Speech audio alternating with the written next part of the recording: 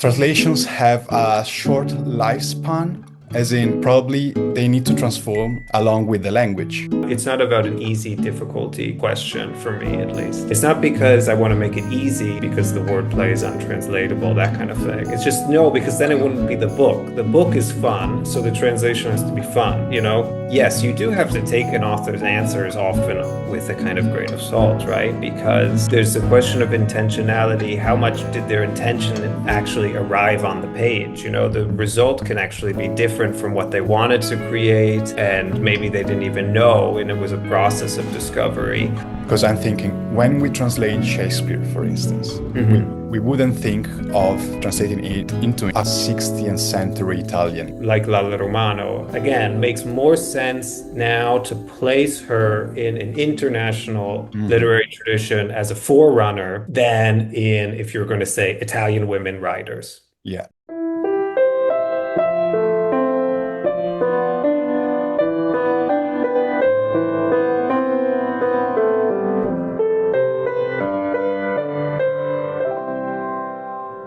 I'm delighted to host Brian Robert Moore today. Thank you, Brian, so much for accepting my invitation. It's a pleasure Yeah. to have you here.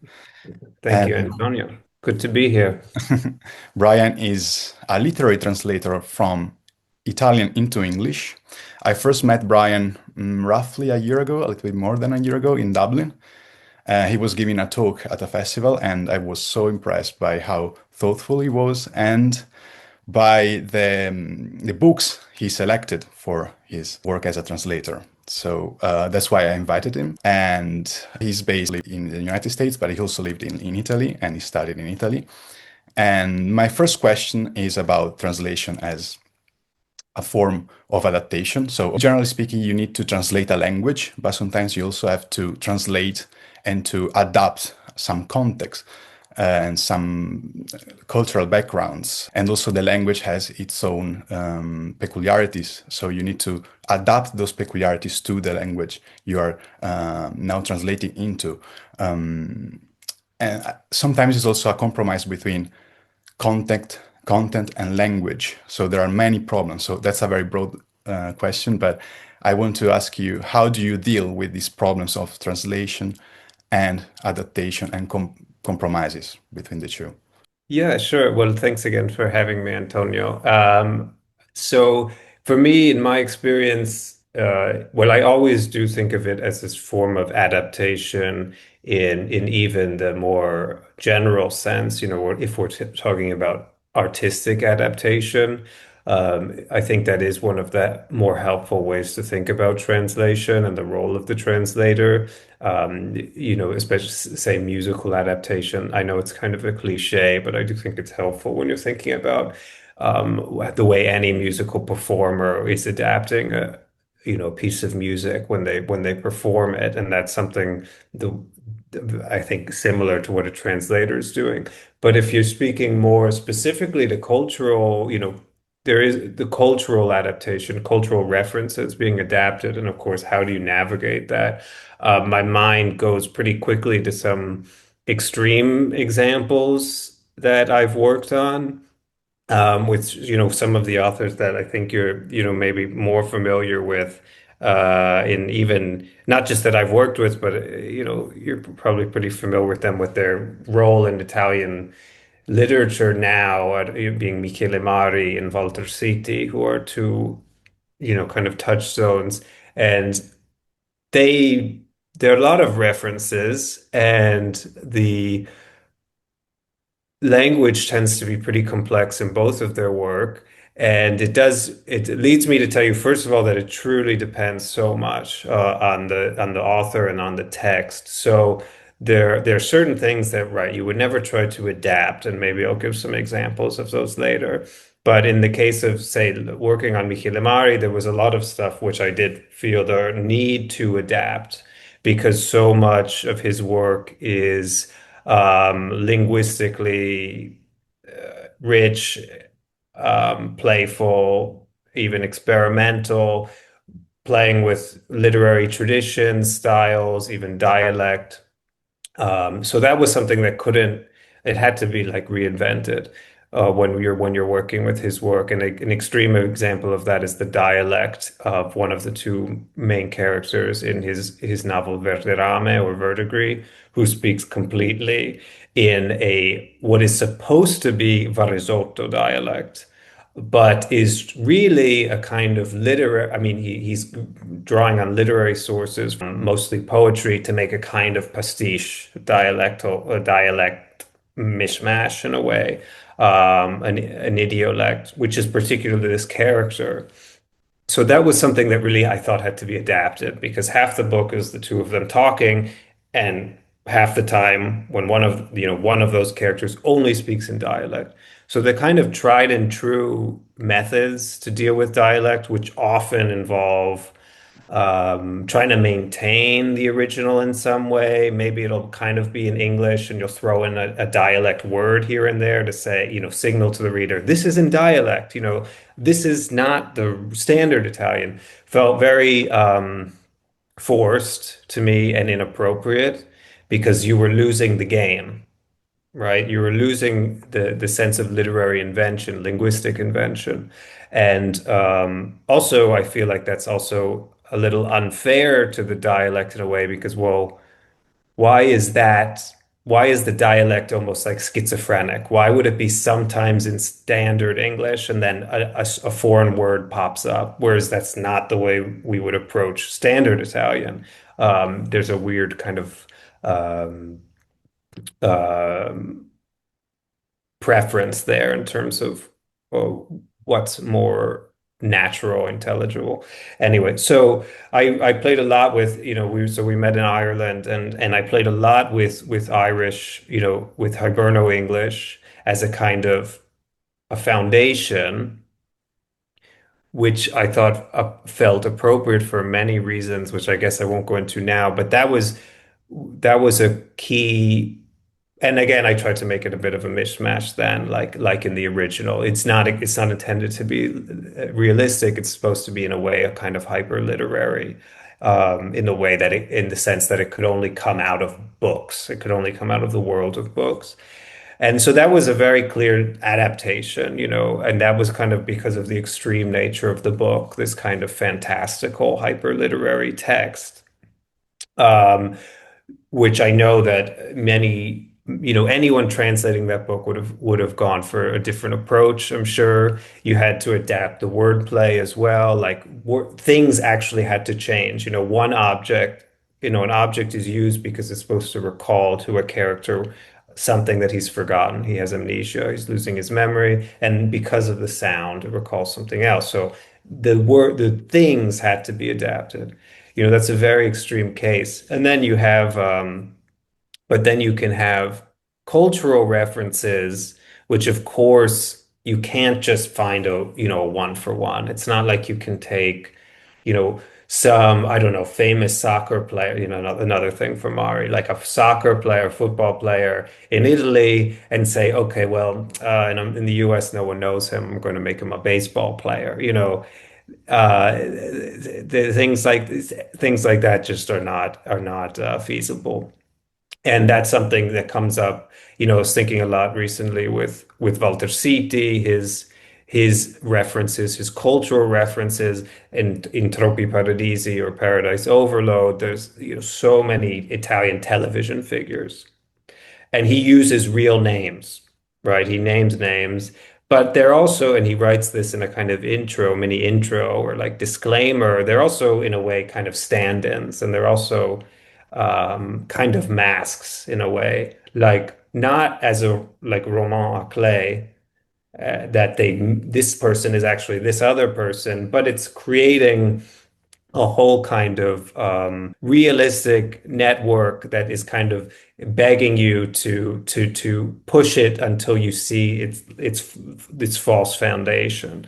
Um, so then again, so there again, it was that I keep the real names and just tried to help the reader along as best I could to understand why they were there, maybe in kind of mini glosses, adding their titles sometimes, very subtle things, with Walter's approval, that kind of thing, to just help the reader along. but not lose any of those very direct references. Because again, I didn't think at the end of the day whether I didn't think it was that important to for the reader to get everyone. The most important thing is you're entering this kind of this demi-monde of Italian television. Anyway, that's a very long, sprawling answer, so Oh, sorry that was about that. amazing. That was amazing. Thank you very much. And what I think you brought up with this explanation is that you really need to know the author's intention sometimes. Because you're saying now, also, I had Walter Siti's approval to add some references, some explanations here and there. Sometimes you need to think what's the purpose of what's written. So the question is, do you ask yourself a lot what is the purpose, what's the aim of the writer when you're reading something and when you're trying to translate it? Or because when it's alive and when you can talk with them, it's easier. But when, for instance, you also have just translated Lalla Romano, and in that case, it's everything is on you, and you need to make choices on your own. So, where do you stand in this kind of? Yeah, where do I stand in kind of how important the author's intentionality is? Yeah. And well, right, there's that right, the kind of idea that the words are what portals of discovery or something. Oh, well, I guess that's I don't know, like Joyce on mistakes, but there's a way about writing that, of course, they are going, and I think this is very important for Walter Siti, certainly, and I think, but for authors in general this sense that you are going to uncover the unexpected through writing that is an important part of it. And so yes, you do have to take an author's answers often with a kind of grain of salt, right? Because there's the question of intentionality. How much did their intention actually arrive on the page? The result can actually be different from what they wanted to create, and maybe they didn't even know, and it was a process of discovery. But at the same time, when you have a living author, I do like to check things with them. In the case of, and again, like Verderame Verdigris was an extreme case of having to get a lot of approval, right? If you're changing things to make wordplay work, for me, it was important to have Michele Mari say yes, like that is okay, because it is his text. And I would say that with Lalla Romano, we decided to, with the editor, we decided to add endnotes because the book is full of references to. I generally don't feel the need to put endnotes for cultural references. We all have computers, we all have Wikipedia at this point. It is what it is. But there are a lot of references to her own life, her own work. Her work is always about her own life, and the two over time become inextricable. And especially in this book, she becomes very aware of this in the way she constructs the book, because it's about her life with her late husband shortly after his death. And it's a book about their life together. They're falling in love in their youth, the first 4 years of their life together, and the last 4 months of his decline and passing.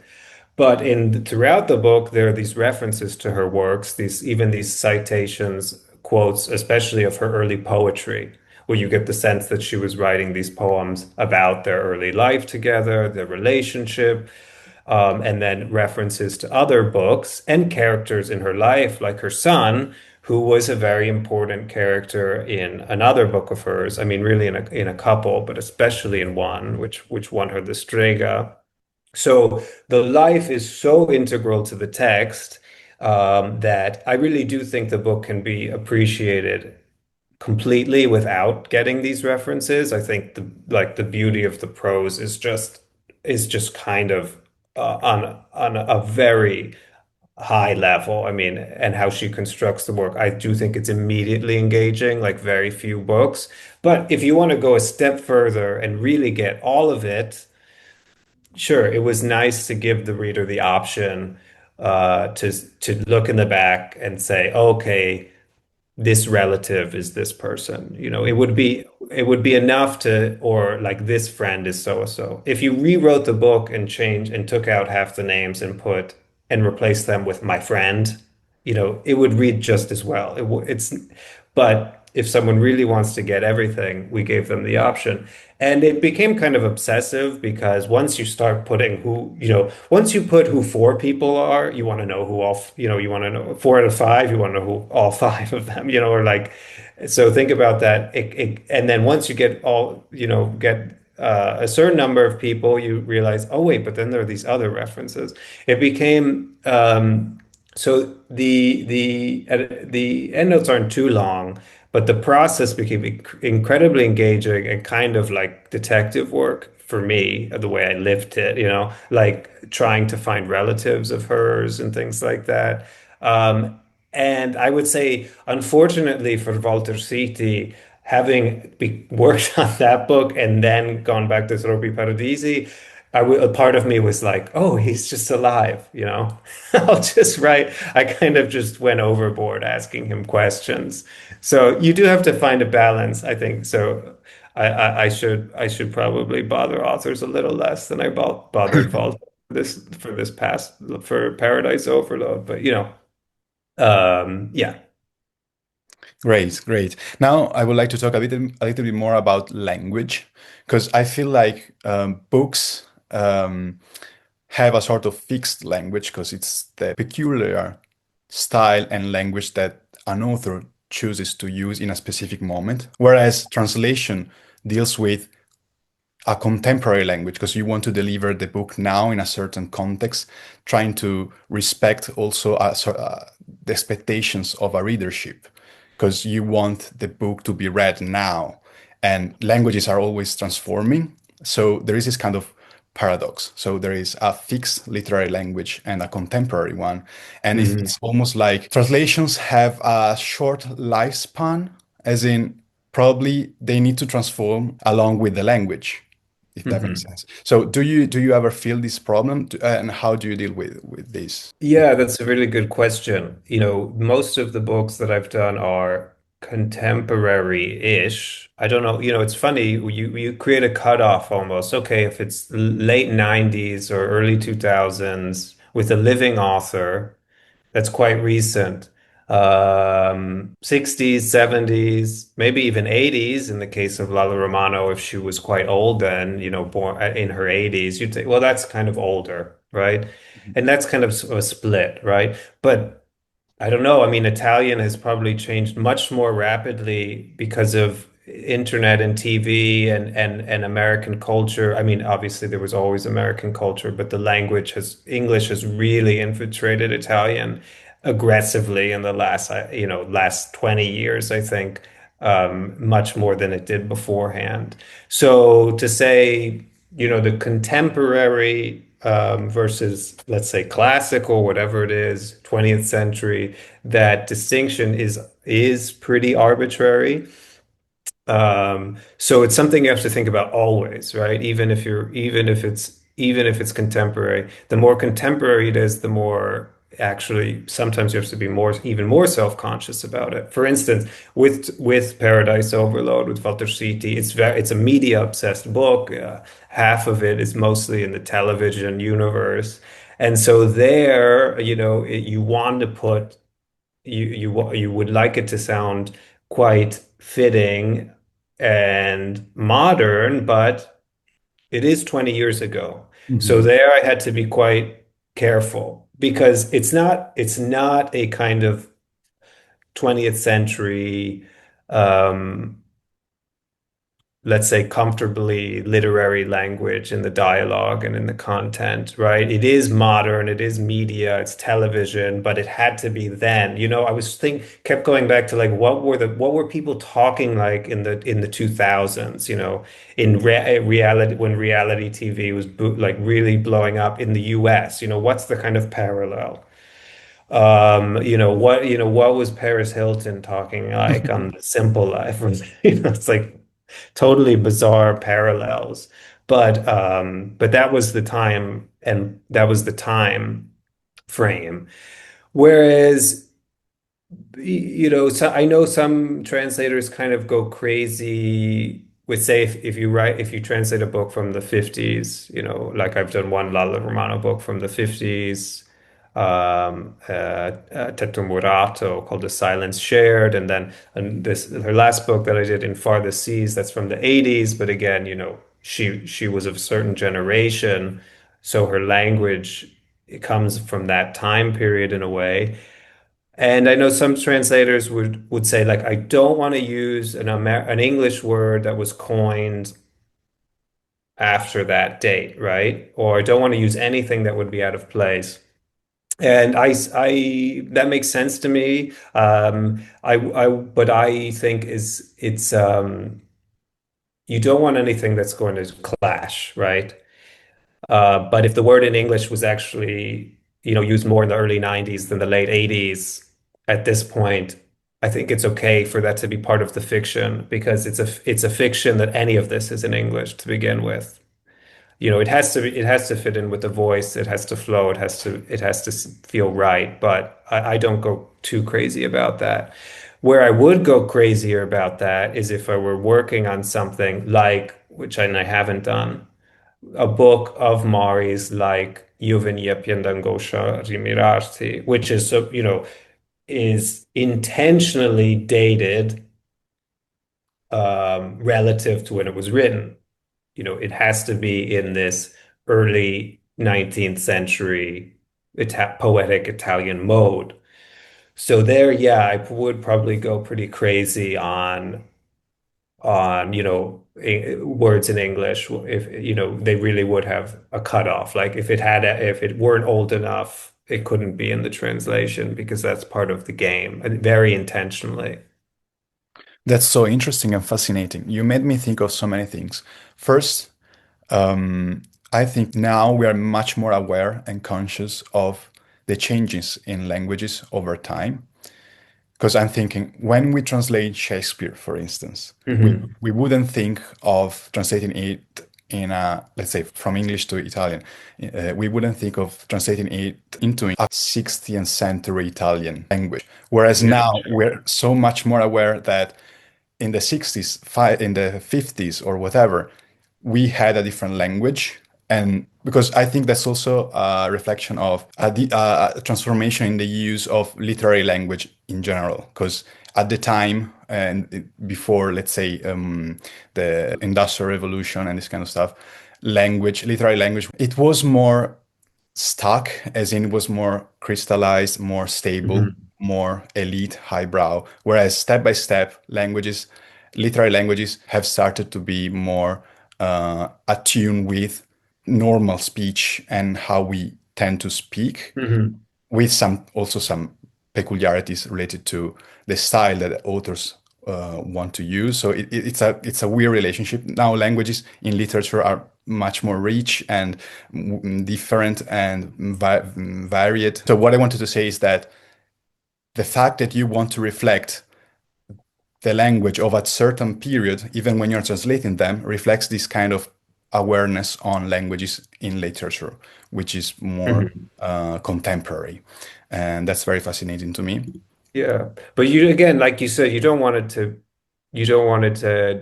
feel too dated either. I mean, I mean, think about how often a new translation is necessary, as you were saying, because the first, or what the prior ones feel kind of dated in the language.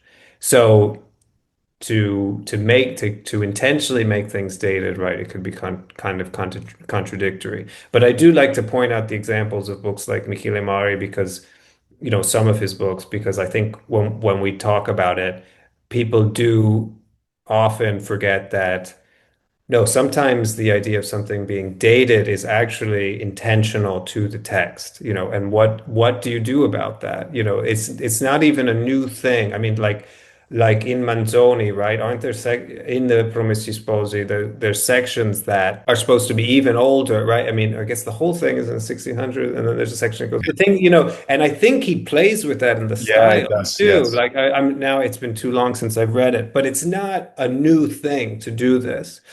So And so it's not an easy answer. What do you do when the text is something in the text is old, supposed to be old? It's not just Shakespeare writing in the early 1600s. It's someone writing later trying to make it sound older. Yeah, yeah. It's a little trickier, and you have to try to recreate that, I think, in some way. Yeah, I mean, yeah, you're right. It's always related to author's intentionality, probably. And it makes me think also of the topic of readership. So, what kind of readership would you like to have, Mm. or do you think you have? So, when you translate, when you are working on something, do you have a certain readership in your mind? Who is your reader, your typical Mm. Yeah, reader? yeah. I have no idea. I guess, if I have to think about it, I just assume my reader is pretty literary, right? Because let's like, I guess, be real about it. Besides rare cases, literary books in translation is for a very niche audience, thankfully growing, and I guess they say, like, in the UK at least, books in translation now sell better with younger readers, or in their 20s and whatnot. They buy more in translation, maybe at least for fiction, than in English, originally in English. But it remains the case that it's a kind of self-selective readership for most of these books. Books can break out by winning a huge prize or something, but the default is that kind of readership. So I guess that's something I'm becoming a bit more comfortable with, Hmm. this idea that, I mean, not that I had a problem with it, but I'm becoming more aware of it, And so if everything isn't spelled out completely, that's okay.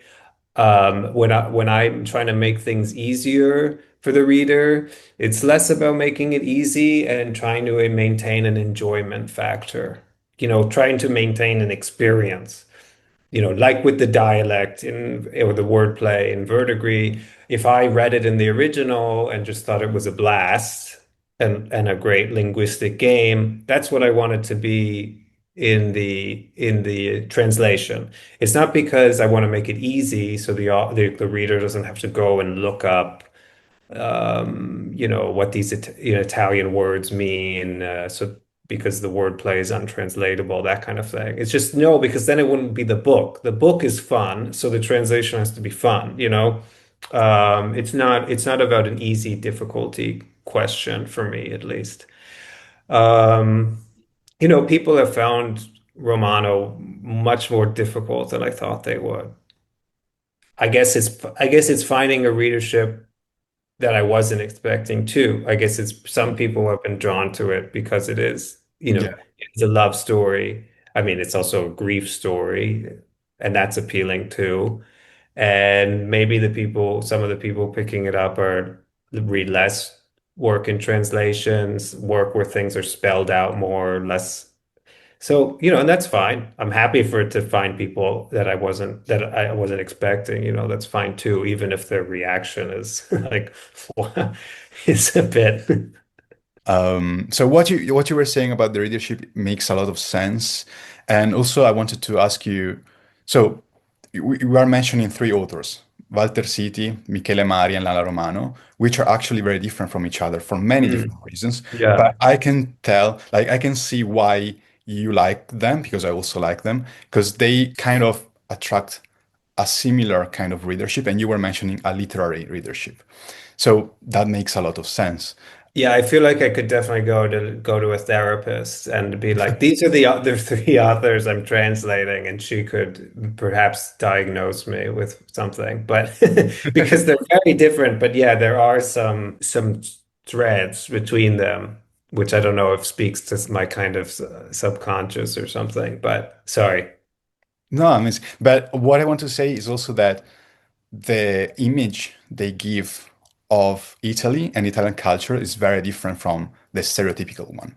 So, do you think this kind of books can give a different perspective on our society, our culture, the image of Italy and Italians in the United States, or it's so niche and so small that this is not going to happen. Yeah, that's a good point. It's something I've become conscious about. It's not something I necessarily wanted to think about, that these authors, despite how incredibly different they are, they do have that in common for sure. That is one of the things they have in common. They're very different from what people generally expect from Italian literature and just Italy in general. And that's become even more so the case now, there's certain expectations have grown. And I say it's kind of ironic, it's strange, because certain like meta literary work or fantastical work, which should be standard for Italy. I mean, Calvino is still the household name for the Anglosphere for in terms of Italian literature of the last century. That's not really expected too much anymore. So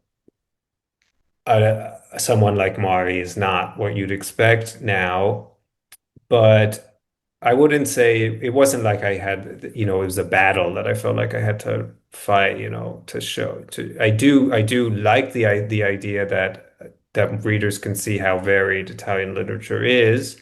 But I guess I became more conscious of it because I had to ask myself. I mean, these are incredibly important authors. Romano is not, none of them, maybe none of them are read as much as they should be, even in Italy. I get the sense Mari and Siti are huge, like figures in people's minds, the sales depend a great deal throughout their catalog, though. And Romano, as much as people know she's an important figure, won the Strega and whatnot, probably isn't read as much as she should be. There's been a kind of starting to be a kind of renaissance of interest also in Italy, but I became more conscious of it because I had to ask why are their books not available in English? I mean, these are truly some of my favorite authors, not in Italy, I mean in the world. Um, how had they not been translated, right? Like so then I'd be wondering how much this has to do with expectations. Mari, of course, is so out of the box, so different. If you're thinking of kind of family drama, sun, hills, sea, Italy, which I have nothing against, um, you're not going to find that in his books. You're going to find a lot of fun and very weird stuff, but it's not that. And Walter Siti similarly, is in a different vein of kind of hyper modern in the sense that you're really engaging with the modern world in a way that does not gel with a kind of dated classical Italian vintage feel, right? There's a lot of that, what people are looking for in Italian literature. So it's accidental. I don't care that much that they're different. I think if I think about it, that's their strong suits is that they're different. But I care that when I read their books, I just thought they were amazing, truly. And then I think about it after. I mean, because I find it kind of inexplicable, right? The other thing is they're extremely hard to translate. I mean, I won't lie. I mean, it's really hard, but they're fun enough. They're good enough that it makes it worthwhile. But like, why wasn't Verdigris translated before? Well, I didn't want to translate it for a while either because I had no idea how I'd do it. So that kind of explains it. Romano she would almost make more sense as a French writer than an Italian author. Now people's common reaction has been, oh, she's so similar to her. No. Well, Oh. yeah, but she also and was born much earlier. Mhm. It's a parallel that makes more sense to people than to say like you would never say she's like Ferrante. I mean, it just wouldn't come. come to mind. The most similar, but even again, a very outsider author that I've translated is Goliarda Sapienza. I said I translated a book set in Positano. There the setting is a bit more familiar. I think the publisher really was leaning into that. Yeah. But she also is very particular, and her books are very jagged and rough around the edges in a fun and interesting way. But in a way that, I mean, she couldn't get almost anything published in her lifetime, so it was always a kind of outsider, and um, started being read because of France, actually. I mean, and then France and Germany and etc. But mostly France. People started getting really interested in her work posthumously. Interesting. And do you think these books, so you have already answered this question, but do you think these books can have an international profile? Because, I mean, I feel that Italian culture and Italian language and Italian literature they have been more and more provincial in a certain way. Like Mm.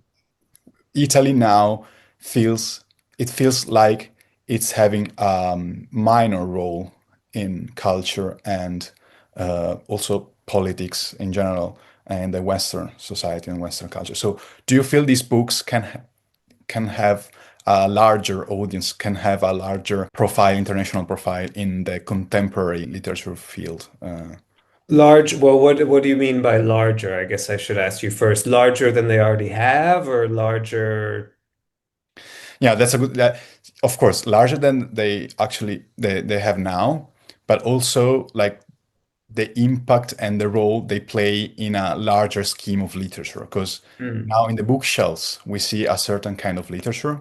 And I also wanted to ask you, how do these books fit into the contemporary American literary landscape? Right. Well, I think that they can fit in certainly beyond American and an international landscape. And again, something like Lalla Romano. I mean, it some of it, despite the fact that I was saying that it's difficult for some readers in English, it's almost kind of more intuitive. If they're reading more work in translation and they're reading authors like Annie Ernaux and French, I don't know, Duras, and not just French, but international writers, it's going to make more intuitive sense to them than someone who is fixated on Italian literature, whether that reader be Italian or not. You can read the authors that Romano was around with and who admired her, and for most of them, it's mutual admiration, like Ginsberg, Calvino, Pavese at the very beginning of her career before he died, Morante, but you're not going to really get her. She really was doing something different in a way that I think is super, super contemporary.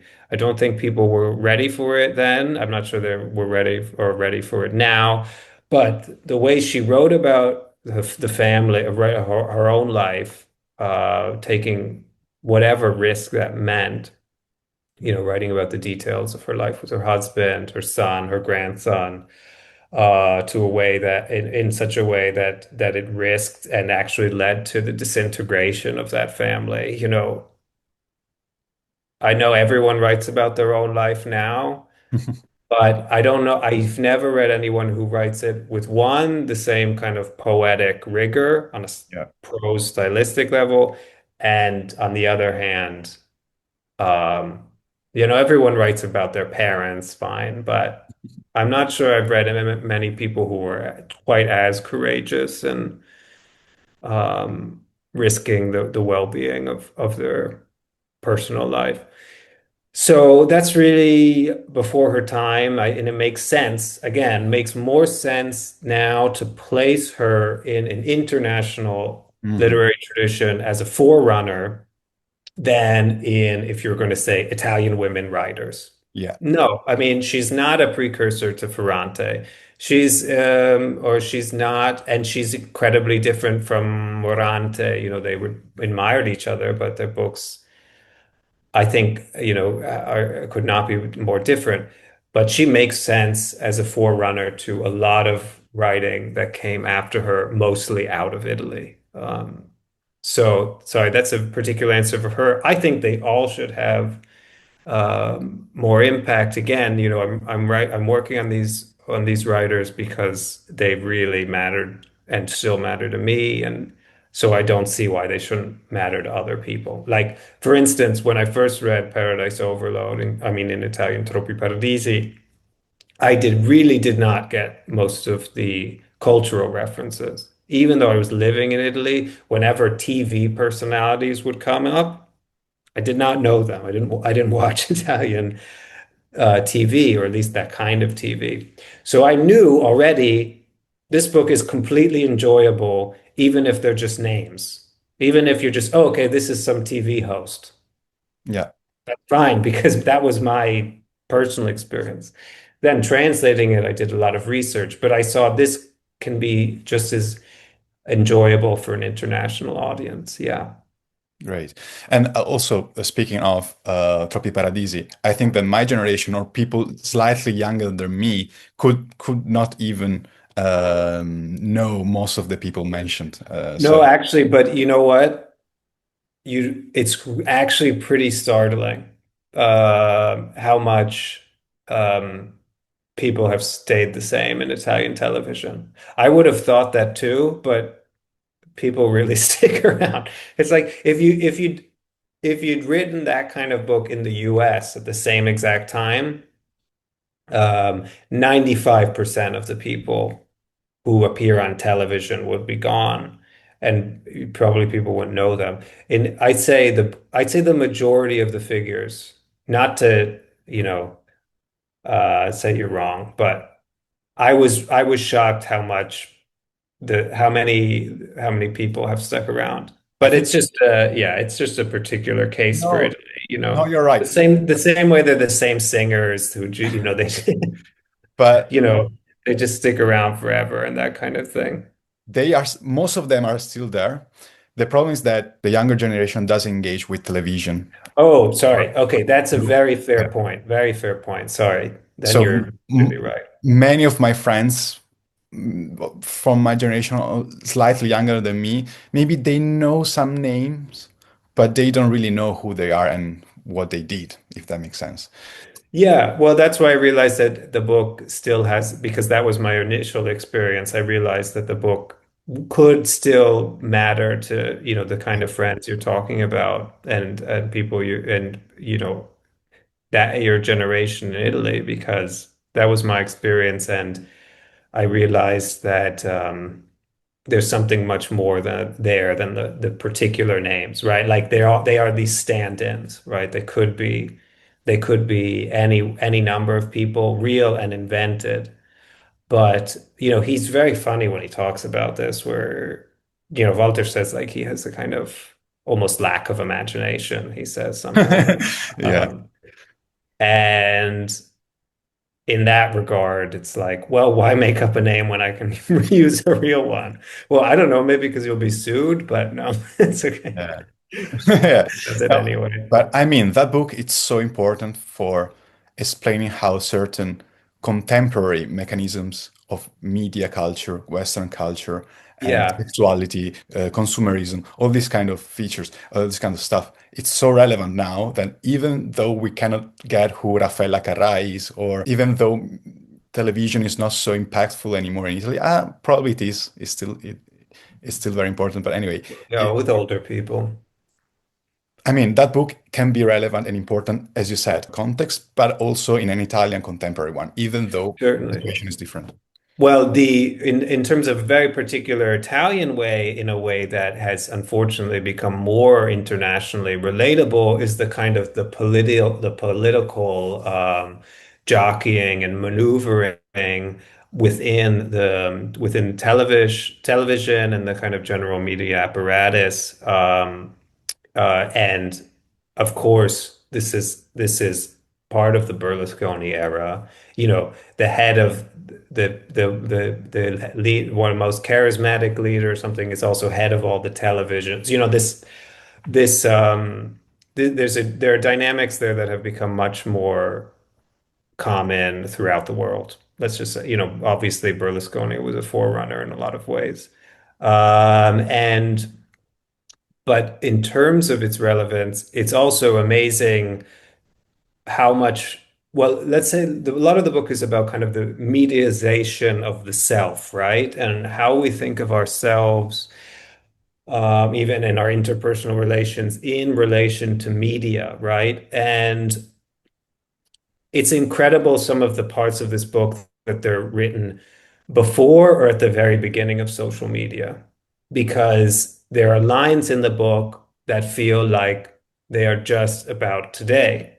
And for that reason are even more fascinating, right? Because you see he's tuning into something changing in that period of time that is going to reflect at least the next 20 years, maybe this century, who knows how for how long. But he's his partner at the beginning of the book, Sergio, who's working in television. There's one part where he thinks about he's thinking about the relationship like television broadcasts, and he thinks about he wonders about the stuff that they don't broadcast, and he plays on this thing with Big Brother where he says whatever isn't broadcasted and whatever isn't sent on air in that house never happened, even for them. And he's thinking about the relationship with Sergio again, and thinking about the things they don't broadcast. And this reflection on the heart of the relationship, not just the heart of it, but the only stuff Mm. that actually exists for the relationship, being this public facing um, mediatic broadcast. I mean, Yeah, that's exactly the way we live now, or many of us are tempted into living like that to some degree, even if we don't fully embrace it or we don't want to embrace it. I mean, it sounds like the Instagram age, the TikTok era, that's what it sounds like. I mean, if you get engaged and you don't broadcast it with engagement photos, did you even get engaged in American society today? That kind of thing. Or get married, that kind of thing. So it's extremely timely, despite the fact that it's also focusing on a very specific era. Yeah. and as far as media are concerned, let's speak about book as a medium, because you have chosen to be a translator of books. So I think books are still an important tool, an important medium to represent contemporary problems, to speak about the humankind and human society now. Hmm. And translation plays an important role in this. So Hmm. do you also think of your task, of your work as a translator related to these aspects? I'm sorry, I got a little distracted because I can't hear the task without thinking of the Benjamin. I'm currently task of the translator because I'm currently translating Mari's Tutto il Ferro, All Mhm. the Iron in the Eiffel Tower, which stars Walter Benjamin. So I got a little distracted thinking about that. We can talk about that as well. No, I don't. It's a whole other can of worms. But I'm sorry. So do I? Yeah. Can you kind of repeat the Yeah, of question? course. I'm going to rephrase it and repeat it. So we were talking about media and the role of media now. So Yeah. also literature and books are media. So what kind of role do they play now? Because I think they can be very important now, Mhm. even though, I mean, they seem to be not as relevant as they were decades ago, but they can still give us new perspectives and they can still talk about contemporary problems in a specific way that other media cannot do. And the role of the translator, the task, that's why I was saying the task of the translator now, Yeah. it can be very important in this because it makes certain concepts, views, and standpoints on the word available to others. Because also feel like in our society we are more and more detached. There are more traps, identity traps, and now I'm referring to another book called The Identity Traps. And you are actually creating bridges between identities, cultures, Mhm. ideas. So, do you ever feel that? Have you ever thought about this, or? Well, about the kind of the limited scope of books as a medium, as media. Yeah, I mean, well, you can't not think about it. Like if that's your profession, working with them, it does make it more interesting authors who are kind of conscious of books as media as a medium as media, right? Like Walter's an obvious example, writing about media and its relation to literature that becomes very conscious in Troppi Paradisi. And at the other hand, you have an author like Mari who's approaching it from the other end. I mean, he does have this kind of he's and speaking of his book, All the Iron in the Eiffel Tower, which I'm working on, he this kind of idea of books and culture, literary culture and culture more generally, kind of as this wreckage, that has to be collected and Benjamin, well, Walter Benjamin is kind of trying to do this throughout the book in a very playful way, but yeah, it's getting at something deeper too. So it is something that I think a consciousness of that can make books interesting. I don't know the fact that they have such that yeah, they have a limited scope now until a book kind of blows up for reasons that generally can't be foreseen.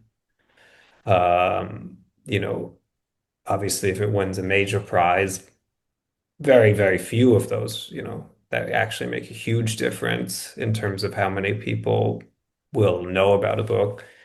But you obviously can't expect it to win, or even get considered for any particular book. So you can't really know. I think that a book like Verdigris should be made into a film. I think that would be fun, and that would, but it's all out of your control. If the books just reach a handful of people I wouldn't say enjoy, but it's not always the right word. Like if it really means something to them, that's enough to make it worthwhile.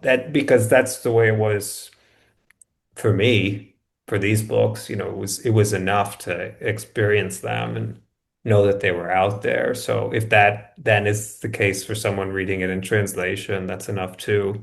The last question is more personal, but it can be probably useful for other people to see what kind of role Italy plays now. So how did you end up in reading Italian literature and learning Italian language? So how did it happen? Yeah. Well, I started studying Italian my first year of college and went to study. I studied abroad in Bologna and lived in Italy for a while after graduating, and so I was working in publishing in Italy too, in a couple of different ways, and so that's how I was kind of immersed in it. And so, for instance, there's the question of how did you find the authors that you translate? I have searched for authors, sometimes I've done the real digging and scouting and whatnot. The ones that have worked out for me are the ones I really did not have to search. I mean, it was so obvious. Um, it was so obvious that they were authors worth reading because I'm not going to say everyone knows them, but everyone in certain readership in Italy, it's almost you could name some of them almost it's such a cliche, you wouldn't even necessarily had to have read them to be like, oh yeah, people think Michele Mari is a really respected author. So I didn't have to search that much. They just kind of came to me. And the real question was, yeah, why I don't know why they meant so much to me, these particular authors when I read them. But they did. And so that's why and my wife's Italian, so we speak Italian quite a bit. And so that keeps it very, even when I'm not there, keeps it very active. Yeah, I don't know Oh, if I that need more details than that, but that's no, kind of the general. And I was already interested in Italian culture before studying the language because of film, like Okay, watching Fellini and whatnot in high school. So great. So, um, Italian culture, then Italian language, and then Italian literature. That was the process, right? yeah, exactly. Yeah, that's the right order. Yeah, yeah. The literature was actually late in the process for me. But it's fascinating how you found contemporary authors, relevant authors, and you chose to translate them because that's not common. And and yeah, so I'm now also teaching. I'm now working in, as you know, in Dublin in the Yeah. Italian department, and now I'm also trying to find a reason why I'm studying and doing certain things, why I'm teaching Italian culture, Italian literature, and also Italian language. So seeing your process and your story, it's important to me also to try to understand what can be the role of Italian culture and literature and language now, if that makes sense. Yeah. Uh, Yeah. Well, I don't know. I don't know the answer really, but it's all kind of accidental, right? I mean, it's kind of I do have to wonder sometimes. I mean, I feel really lucky too, right? It just happens to be this language. I mean, what are the odds that there would be authors who hadn't been translated or hardly that then would matter so much to not just be so acclaimed, but in Italy, but then it also matters so much to me. It's very strange that I would have that, you know, fortuna, that luck. Because I think that in a world that made more sense, Troppi Paradisi would have been translated nearly 2 decades ago already. yeah. Uh, So that's sad for what it says about things, but it was good for me that I got to work on it. And we are lucky to have such a great translator as you. Well, you will wait till you comes out. You'll see if you like it or not. No, Maybe. no, no. But I know how you work, and so I look forward to it. Anyway, Thank you. Brian, thank you very much for being here. It's been such a pleasure. Thank you very much. Yeah, thank you, Antonio. Thank you. I'll see you. Bye bye. Ciao.